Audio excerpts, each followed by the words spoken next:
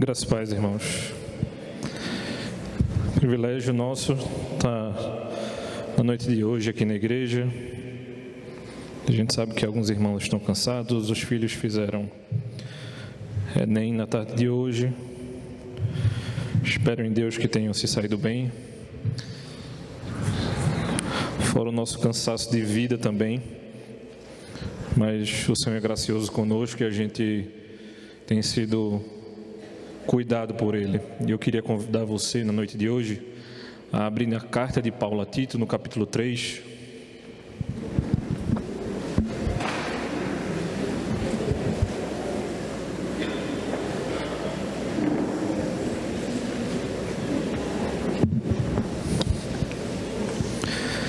A partir do versículo 1. Tito 3, verso 1.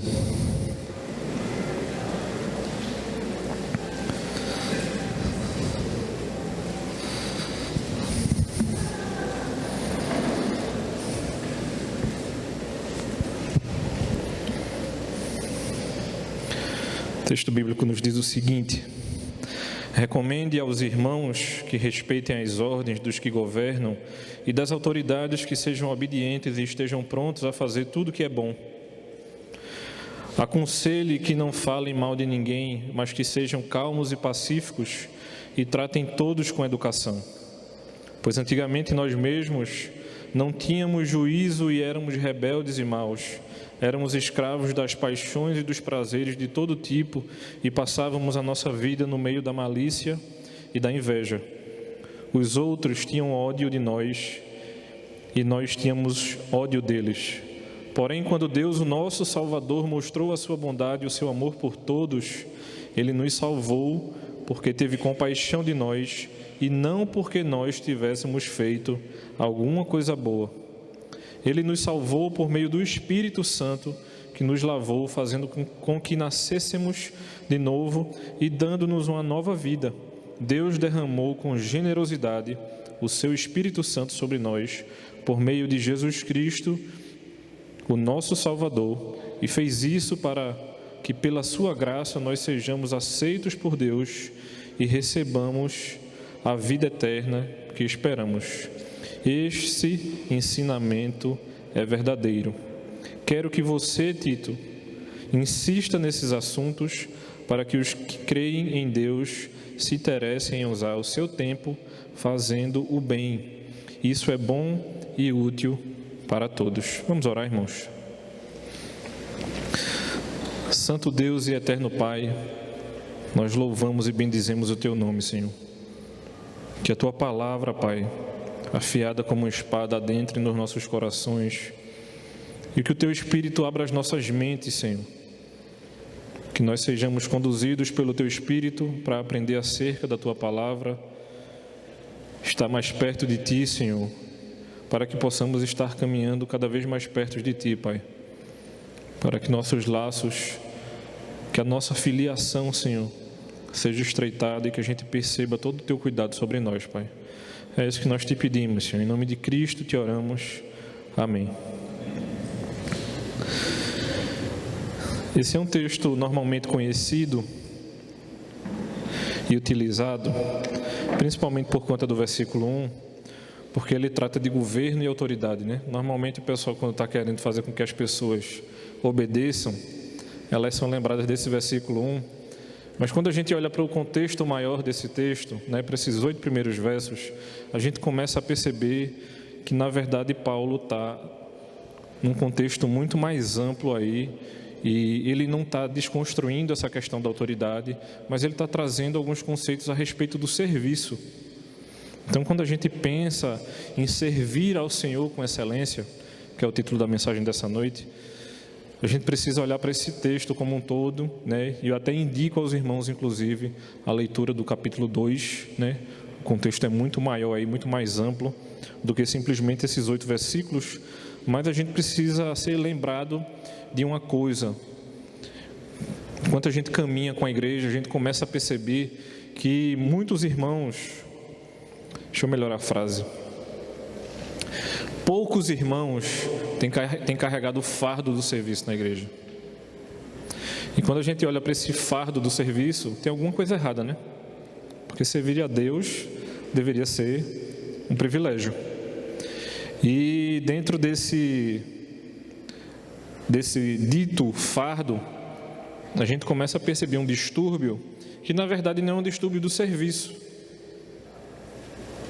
A gente começa a olhar mais a respeito da vida das pessoas e começa a se dar conta de que muitas vezes a gente está sendo desafiado a servir com excelência quando a nossa fé ela não está excelente. E dentro dessa tentação, não adianta a gente mostrar para você de que a gente tem sido uma igreja muito, digamos assim, desafiadora no serviço, porque vai chegar uma hora que eu e você, a gente vai começar a desligar. E quando a gente começa a conviver com alguns irmãos da igreja, a gente começa a entender que a nossa fé, ela está sendo conduzida a um serviço que nos dá trabalho. E eu não estou dizendo que o serviço não nos tome tempo e não nos dê um certo nível de trabalho, mas quando a gente começa a olhar para o que está acontecendo, alguma coisa está sendo invertida. Porque se servir a Deus deveria ser um privilégio, a grande pergunta é por que não tem sido? E como é que eu e você a gente consegue servir com excelência se a gente na verdade não tem conseguido nem servir?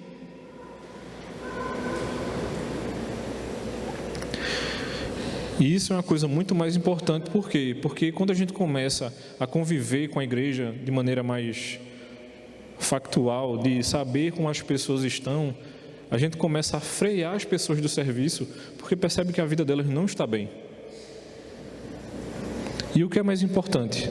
Determinadas coisas funcionando na igreja, bonitinhas, entre aspas, né? Só quem sabe como está exatamente acontecendo é quem está, digamos assim, envolvido com determinada área da igreja, envolvido com a vida dos adolescentes, ou da juventude, ou das crianças. E quando a gente começa a conviver com aquele ministério, a gente faz, rapaz, a coisa não deveria estar assim. E a coisa não deveria estar assim justamente por conta desses primeiros versos. Quando eu e você começar a entender a respeito do serviço público, e Paulo está chamando a atenção a Tito a respeito justamente disso, nesses primeiros versos, veja bem o que ele vai dizer, eu vou ler novamente, versículo 1. Recomende aos irmãos que respeitem as ordens dos que governam e das autoridades que sejam obedientes e estejam prontos a fazer tudo que é bom. Não é fazer o que a gente quer, irmãos, e muito menos do jeito que a gente quer. Às vezes a igreja funciona de determinada maneira. E pode ser até, inclusive, que ela esteja funcionando da maneira errada. Mas a gente precisa apresentar isso com sabedoria. Então, muitas vezes eu e você, por querer defender determinada coisa, a gente sai passando por cima de todo mundo. Como se não houvesse nem liderança ministerial e muito menos houvesse oficiais dentro da igreja. Muitas vezes a gente desrespeita um diácono ou um presbítero, porque a gente acha que a gente está tão certo que faz sentido a gente passar por cima dele. E se a gente volta uma carta, Paulo está aconselhando Timóteo de que os jovens respeitem os mais velhos como o quê? Como a seu pai. Ele não está falando nem de oficial da igreja. Então, Paulo, após ele mencionar os deveres ou os serviços particulares, justamente no capítulo 2 da carta de Tito, é como se ele entrasse nessas disposições gerais, nesses termos gerais a respeito do serviço. E é justamente esse serviço em público. E esse serviço em público, normalmente a gente executa dentro da igreja. Não que a gente não possa executar em outros lugares, mas esse serviço público justamente começa e deveria estar sendo efetivado aqui dentro. E é como se ele quisesse nos dizer o seguinte, nesses primeiros versículos: todo aquele que não se recusa a viver uma vida boa e honesta, voluntariamente tributará obediência aos magistrados. E o que no final das contas Paulo está querendo nos dizer aqui é o seguinte: tudo bem, meu irmão, você não quer obedecer aos líderes da igreja, a gente deixa você para que o magistrado resolva a sua vida. A partir do momento que o magistrado execute isso, né? Que a coisa está bem difícil no nosso país, mas ainda assim, isso não nos dá o direito de sair executando determinadas coisas na nossa igreja, na igreja do Senhor, porque a gente acha. O que é que Cristo tem esperado que eu e você, meu irmão, faça? A primeira pergunta é essa. Mas a gente não tem como responder acerca do serviço ainda, porque tem algumas coisas que precisam ser resolvidas na nossa vida. A igreja dos tempos atuais, ela é muito tentada a ser ativista. Muitas vezes, a minha vida e a sua espiritual, ela está em frangalhos, e a gente está servindo aqui tão bonito, e parece que nada está acontecendo na nossa vida espiritual, quando na verdade eu e você está destruído. Mas pelo ativismo da igreja, a gente está aqui. E é muitas vezes nesse momento que a gente precisa frear o nosso ativismo e começar a refletir de que se a minha fé, a nossa fé, ela não deveria estar passando por outro processo. E como Regis falou hoje de manhã na pregação, que ele disse assim: o reverendo Severino, ele não quis saber o que eu fiz, ele queria saber como eu estava. Porque muitas vezes o Espírito Santo está perguntando a mim e a você como nós estamos, e não o que a gente tem que fazer. Então não há dúvida que quando Paulo sentencia esse verso primeiro,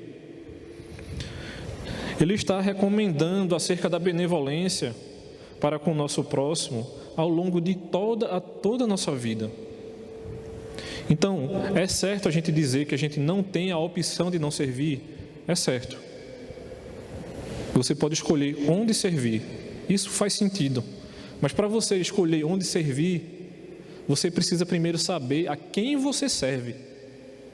E muitas vezes eu e você, a gente não sabe responder essa pergunta. E parece que a gente morre de medo daquela pergunta. Ou na verdade, da afirmação: eu não te conheço. Porque a gente passou uma vida de tanta atividade que a gente não sabia quem a gente estava servindo. Porque na verdade, meu irmão, o nosso serviço ele deve ser estimulado não porque o meu melhor amigo serve naquele ministério, mas é porque Deus mandou eu servir ali.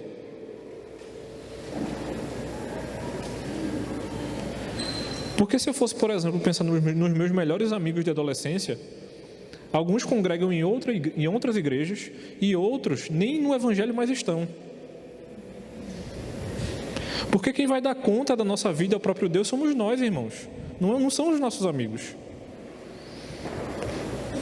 Então nós como cristãos, a gente não deve nos vangloriar sobre os demais ou reprovar aqueles que estão aprendendo, por exemplo, porque a gente tem um pouquinho mais de conhecimento do que aquele que tem um pouco menos.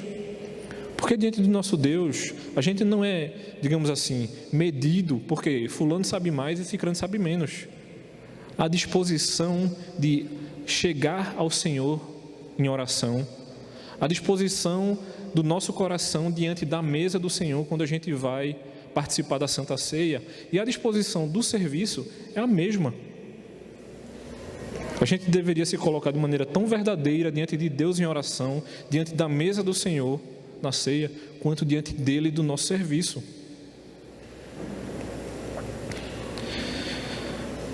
Então, se a bondade ela é contrastada com o máximo de rigor da lei e a gentileza com a amargura, se muitas vezes eu e você tem servido de maneira amargurada, é como se eu e você estivesse desejando que o Senhor Deus nos entregasse ao magistrado. Deixa que a justiça resolva.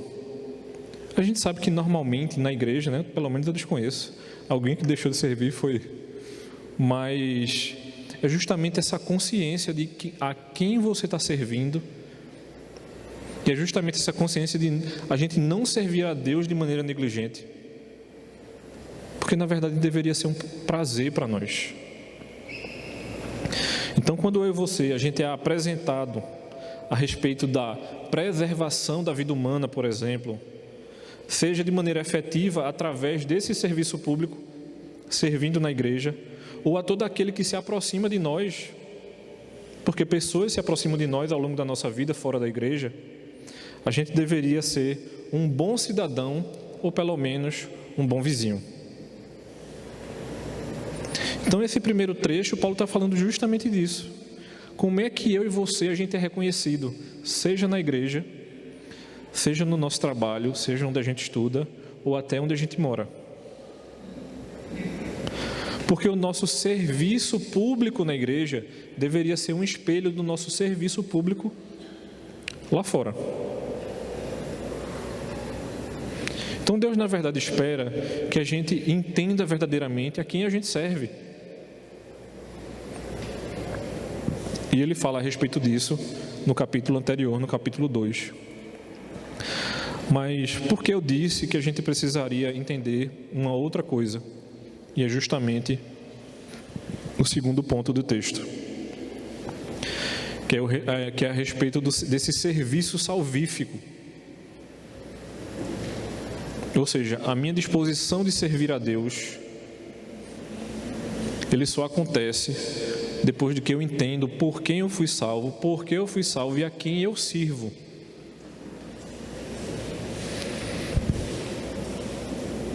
Então, quando a gente volta para o texto, que ele diz assim, a partir do verso 3: Pois antigamente nós mesmos não tínhamos juízo e éramos rebeldes e maus. Ou seja, quando eu e você não tinha juízo e era rebelde e mau, a gente não era cristão, a gente era descrente. Éramos escravos das paixões e dos prazeres de todo tipo e passávamos a nossa vida no meio da malícia e da inveja. Os outros tinham ódio de nós e nós tínhamos ódio deles. Porém, quando o nosso Salvador mostrou a sua bondade e o seu amor por todos, Ele nos salvou porque teve compaixão de nós e não porque nós tivéssemos feito alguma coisa boa. Ele nos salvou por meio do Espírito Santo que nos lavou, fazendo com que nós nascêssemos de novo e dando-nos uma nova vida. Então, essa disposição de servir a Deus que nos é comum e que normalmente faz-se visto de maneira tão corriqueira na nossa igreja, ela se faz porque antes aconteceu alguma coisa. Enquanto eu e você não entender de que a gente serve porque a gente foi servido, a gente não vai conseguir servir da maneira que deveria. Porque, na verdade, a nossa salvação foi um serviço que não nos custou nada. E essa questão de serviço é tão forte na cabeça de alguns irmãos nossos, que o nome do culto em algumas línguas, né, principalmente na língua inglesa, o nome do culto não é culto não, meu irmão, é serviço. Porque você não veio aqui para assistir o culto, você veio servir ao Senhor no culto. O culto ele deve ser responsivo. E normalmente a gente como comunidade responde ao Senhor orando e cantando. A gente não está cantando aleatoriamente nem orando aleatoriamente no culto. A gente está servindo também.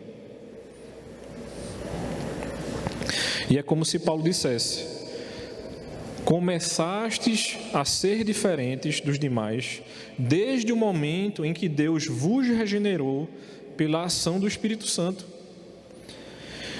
Então, a partir do momento que a graça ela se manifesta nas nossas vidas e na vida dos nossos irmãos, quando nós somos iluminados pelo conhecimento do Evangelho, é como se Deus chegasse para a gente e dissesse assim: você já está apto para servir. Agora, isso não significa que a gente possa servir em qualquer lugar. Então, a partir do momento que Deus encontra em nós algo a respeito do seu amor, Porque Ele nos ama primeiro de maneira bondosa e misericordiosa, de modo que nós só conhecemos tais atributos da fé quando em Cristo Ele se declara nosso Pai. Ou seja, como é que eu e você, meu irmão, vai conseguir servir? Eita, que você está querendo galardão. Obrigado, meu irmão. Então, quando é que eu e você, a gente vai conseguir servir se a gente não conhece determinadas coisas a respeito do nosso Deus? É do tipo assim, será que eu e você realmente conhecem, por exemplo, os atributos de Deus? Porque a gente costumeiramente lembra que Deus é amor. Mas eu não sei se você lembra que Ele também é justiça. Ou seja, pessoas serão punidas por esse Deus que é completamente amoroso. Isso dá um nó na nossa cabeça muitas vezes. Quando na verdade não deveria. Então, quando a gente olha para o nosso Deus, Ele nos ensina a sermos como Ele, para que a gente consiga fazer determinadas coisas.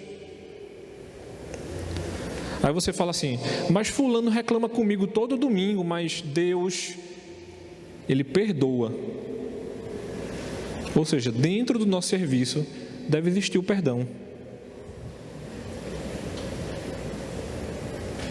Mas também precisa haver a perseverança.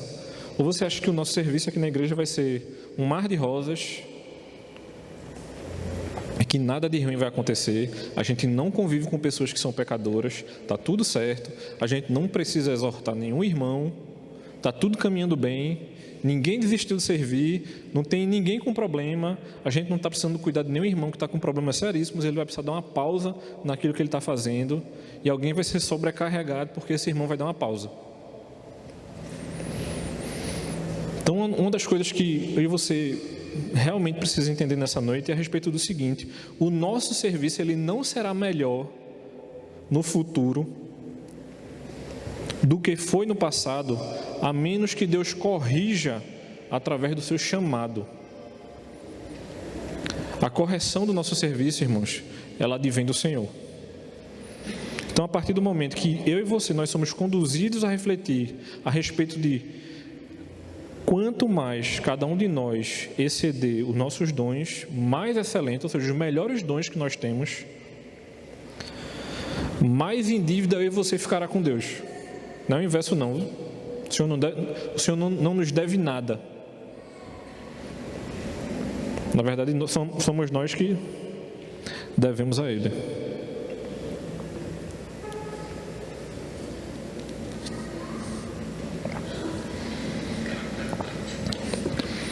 Porque o verdadeiro veículo da riqueza do nosso serviço é o próprio Deus.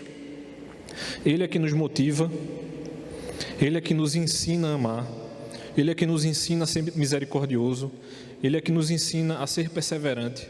Então Ele é que vai nos movendo ao serviço, e não o inverso.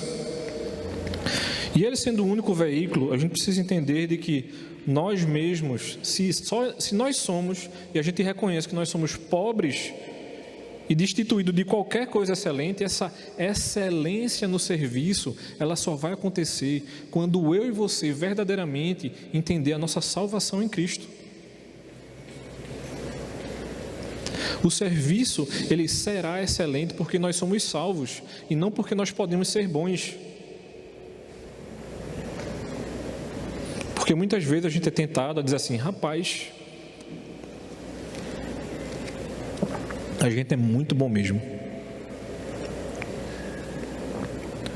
Mas quem é verdadeiramente bom é o próprio Deus. E a gente só vai conseguir servi-lo verdadeiramente quando houver verdadeira entrega da nossa vida. Porque muitas vezes a gente quer botar na balança o nosso serviço. Rapaz, eu já fui para a igreja 5 vezes esse mês e fulano só foi uma. Aí você começa a se comparar. E de maneira interessantíssima, o final do texto, ele vai dizer o seguinte: Versículo 8. Esse ensinamento é verdadeiro. Ou seja, tudo que eu disse aqui, nesses 7 versículos anteriores, e aí ele vai e diz para Tito: eu quero que você, Tito, insista nesses assuntos para que os que creem em Deus se interessem em usar o seu tempo fazendo o bem. Isso é bom e útil para todos. Mas a gente só vai saber verdadeiramente o que é bondade e utilidade quando a gente entender a quem a gente serve. Só vai haver serviço confiante quando a gente verdadeiramente entregar a nossa vida ao Senhor. E uma das partes que a gente precisa entregar também é o serviço. Nesse momento final, Paulo espera que Tito enfatize esses assuntos a respeito do que fora convencido de modo firme e correto. E como é que isso pode ser feito? A partir do momento que nós temos a nossa fé colocada aos pés do Senhor, a gente precisa ser criterioso em aplicar, porque a gente está servindo a pessoa mais nobre que a gente conhece. E a partir do momento que a gente concentra o nosso pensamento nesse feito de gratidão, a gente vai conseguir servir de maneira diligente e a gente vai fazer a nossa principal preocupação. Agora, considere o seguinte: se a nossa fé não está bem e nós estamos preocupados com outras coisas, será que o seu serviço será a sua principal preocupação? Eu digo que com toda certeza que não, a gente não vai conseguir fazer isso. Normalmente a gente está tão atribulado com outras coisas que a gente não consegue olhar para aquilo que Deus espera que a gente faça de maneira muito mais tranquila.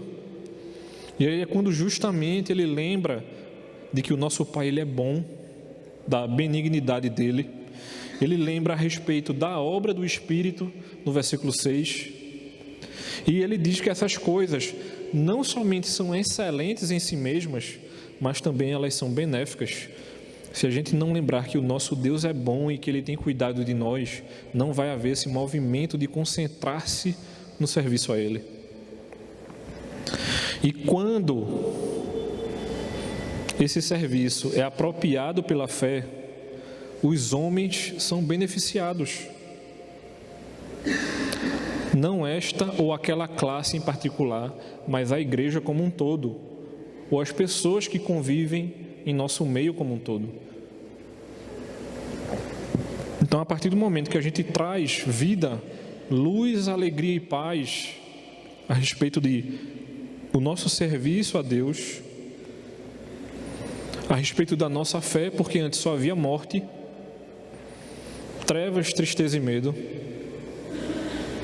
a gente começa a perceber que a gente está invertendo as coisas. E por mais que seja muito abençoador servir com outros irmãos, nós não somos uma ONG, por exemplo. Nós não somos um clube. Então o serviço ele não está atrelado ao outro e pronto, em benefício do outro somente. A partir do momento que eu e você, a gente começa a refletir acerca da palavra do Senhor, a respeito do nosso Deus, o nosso serviço, ele vai dar certo, ele vai ser eficaz, porque a nossa fé, ela está estruturada e equilibrada no próprio Deus.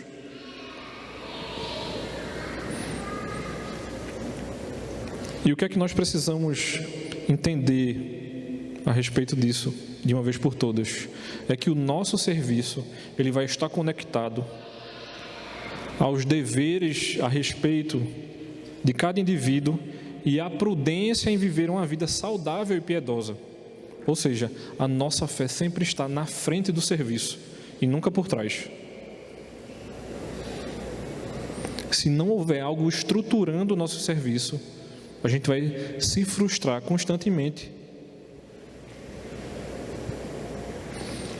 E muitas vezes a gente deixa de servir porque a gente ouve coisas aqui e acolá, e como a nossa fé não está estruturada, a gente desiste. E eu perguntei, por exemplo, um irmão outro dia, eu disse a ele: rapaz, por que tu não ainda não está servindo no Ministério de Louvor. Ele diz: pastor, eu já me decepcionei demais.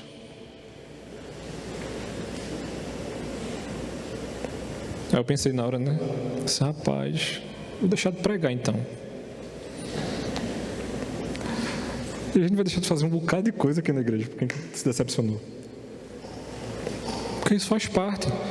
E a gente só vai vencer a decepção, por exemplo, se a nossa fé estiver estruturada no Senhor. Tem que haver firmeza. Então, somado a isso, ao propósito do ensino, esse ensino cristão é para que os crentes se exercitem nas boas obras. Ou seja, se nós não estivermos sendo ensinados na palavra de Deus, e se a gente não priorizar isso, você não vai priorizar o serviço. Porque se eu e você não conhecem a Deus como deveríamos, a gente não vai entender como deve servi-lo. Porque não vai fazer sentido para a gente. E muitas vezes a gente olha assim para a igreja como a nossa e diz assim: rapaz, as coisas estão funcionando normalmente. E eu digo a você, viu? Entre no ministério para ver. Só indo para ver como é que está. Agora, cuidado, viu? Se você entrar ali algemam. Você só sai quando a coisa estiver resolvida.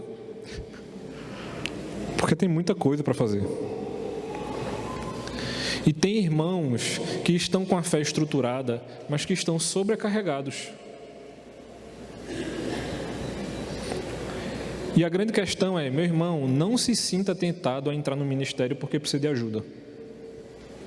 A grande questão é: ajuste a sua vida com Deus e aí depois você pensa no serviço. Porque em vez de o serviço se tornar um fardo, pode ser que você se torne um fardo para o ministério.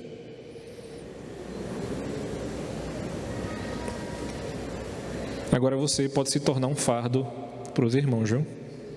Porque a gente, como igreja, como comunidade, a gente precisa ajudar uns aos outros.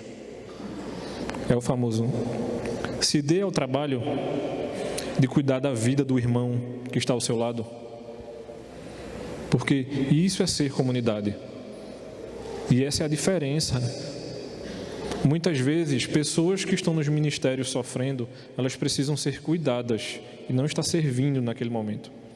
E são coisas pontuais. Eu não estou dizendo que a gente passa a nossa vida cristã inteira sofrendo. Não é comum. Não é normal a gente ter uma vida parecida com a de Jó o tempo inteiro. É para ser uma coisa pontual.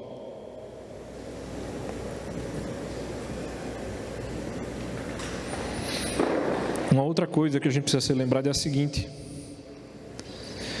é aos que creem em Deus que se recomenda que sejam cuidadosos pelas boas obras, e que com isso ele quer dizer que a fé deve vir primeiro, de tal modo que as boas obras inevitavelmente venham em seguida. E Paulo, no final das contas, ele está nos ensinando que qualquer coisa que for ensinada além disso é de pouco valor. Porque não produz fruto perene e é de pouca utilidade. Ou seja, você não vai conseguir parar em nenhum serviço. Porque a sua raiz, ela está muito novinha. Ela está muito em cima da terra. Você não está estruturado para levar uma pancada feito uma árvore antiga. A árvore antiga que aguenta vento forte. Não é árvore nova. Enquanto que, ao contrário, aquilo que deve contribuir para a salvação é digno de louvor. Ou seja, fé excelente produz serviço excelente. Essa deveria ser a nossa verdadeira mentalidade. Quando a gente está bem com Deus, a gente está servindo bem. E normalmente quando a gente quer chutar o balde do serviço, é porque a nossa fé não está bem. É porque a gente queria estar fazendo qualquer outra coisa, menos servindo a Deus, porque a gente não está entendendo aquilo ali. Mas muitas vezes a gente pensa assim: não, mas está precisando, né? Não, meu irmão, você está precisando resolver a sua vida primeiro. E Deus muitas vezes nos chama a isso, a nos reestruturar. Isso faz parte da nossa vida cristã, meu irmão. A nossa vida ela não é uma linha reta, não. Se fosse, seria uma bênção. Mas existe pastores, presbíteros, diáconos, justamente porque a nossa vida não é uma linha reta. Ela vai entrar em altos e baixos. E normalmente quando entra em baixo, não existe serviço excelente. E a gente precisa ter nossa rota reconduzida. E é por isso, meu irmão, que eu quero estimular você a buscar o Senhor verdadeiramente. Esse é o nosso maior objetivo. Porque a partir do momento que eu e você buscam o Senhor verdadeiramente, a consequência dessa busca será um serviço excelente. Busca verdadeira, fé excelente, serviço excelente. E a gente precisa estar bem com Deus, a gente precisa buscar o nosso Senhor. A gente precisa aprender muito mais a respeito do nosso Deus.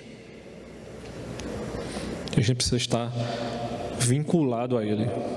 Então não perca isso da sua mente. A gente precisa estar atrelado ao Senhor, junto com Ele, firme. Que o Senhor nos abençoe e nos dê firmeza de fé, para que a gente continue servindo a Ele com excelência. Vamos orar? Santo Deus e eterno Pai, nós te louvamos, Senhor, e bendizemos o Teu nome, Senhor. Que como o nosso irmão, Pai, Jó disse, que antes a gente te conhecia de ouvir falar, mas agora de contigo andar, Senhor, que a gente verdadeiramente te conheça, Pai. Que o Teu Espírito Santo nos incomode a Te conhecer cada vez mais, Senhor. Que a gente seja incomodado por Ti para Te conhecer, para estar caminhando contigo, estar perto de Ti, Senhor. E que o nosso serviço seja uma consequência da nossa proximidade a Ti, Pai. Que a gente não Te sirva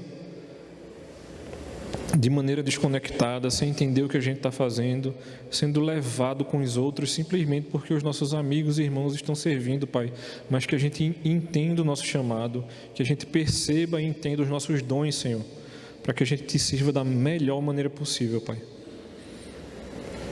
E que a nossa fé seja provada e que a gente te sirva de maneira excelente, Senhor. Que Tu conduza os nossos corações, Pai, e a gente te obedeça, Pai. É isso que eu te peço, Senhor. Receber a graça, irmãos. Que a maravilhosa graça do nosso Senhor e Salvador Jesus Cristo, o amor de Deus, o nosso Pai, e as ternas consolações do Espírito estejam com todos vocês agora e para todo sempre. Amém. Deus abençoe, meus irmãos.